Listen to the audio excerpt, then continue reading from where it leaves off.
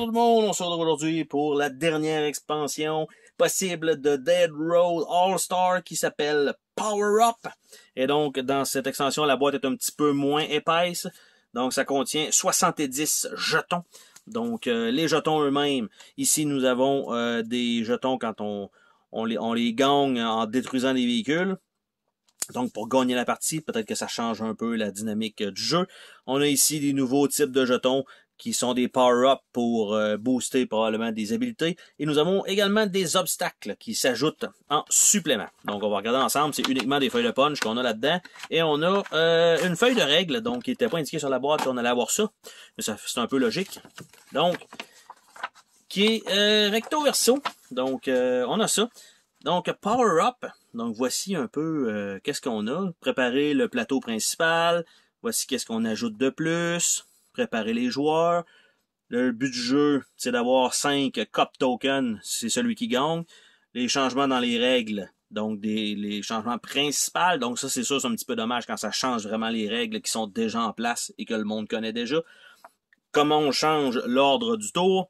Voici comment c'est résolu maintenant, en termes d'initiative et tout ça. Après ça, on a les jetons d'obstacles, donc qui sont là. Il y en a quand même une bonne série. Et on a les Power-Up Tokens, qui sont, encore une fois, une feuille que malheureusement, il va falloir laisser sortir pour que les joueurs puissent aller les concerter, parce que quand on regarde ça ici, donc, on a, bon, les boulders, on a ça c'est juste des trucs spéciaux, mais ici, que par exemple, on sait pas qu'est-ce que ça fait exactement. Et de l'autre côté, ben ça c'est parce qu'on les mélange toutes, puis probablement les power-up également. Donc on a ça ici, la deuxième feuille, genre de baril et des power-up également, avec quelques jetons.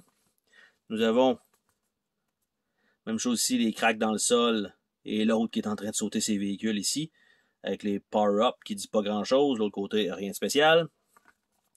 Ici, on a des barbelés qui sont au sol, avec quelques power-up en vert qui disent pas grand-chose. Encore des barbelés au sol, flaque d'huile. Et les power-up. L'avant-dernier punchboard, qui a l'air d'être quelques petites cannes de conserve. Avec, mettons que je les regarde comme ça. Ouais, ça a l'air d'être des cannes de conserve. Avec une patch d'huile et des power-up. De rien d'autre côté. Et on a un lapin avec, ici, ça c'est plus raide un peu, un mur.